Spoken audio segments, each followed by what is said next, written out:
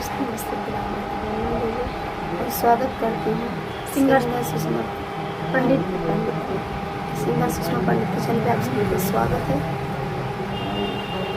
मैं हूँ सुषमा पंडित, आप सभी को सादर प्रणाम करती हूँ।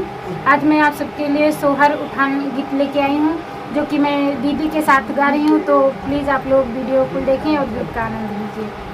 रुपैया मांगे ननदी लाल की बधाई, रुपैया मांगे ननदी लाल की बधाई।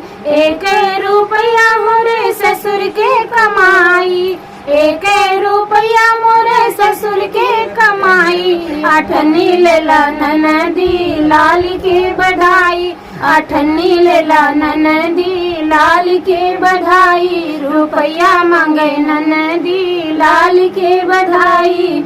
एक अठनी मोरे जेठ के कमाई, एक अठनी मोरे जेठ के कमाई। चवन्नी लेला ननदी लाल के बधाई, चवन्नी लेला ननदी लाल के बधाई। रुपया मांगे ननदी लाल के बधाई, रुपया मांगे ननदी लाल के बधाई।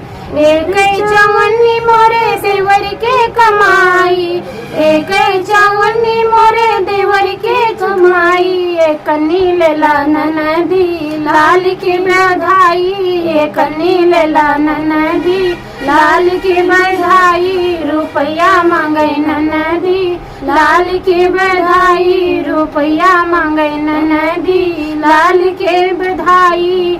एको ये कन्नी नहीं सजन के कमाई, एको ये कन्नी नहीं सजन के कमाई। सजन ले जा ननदी लाल के बधाई, सजन ले जा ननदी लाल के बधाई। रुपया मांगे ननदी लाल के बधाई।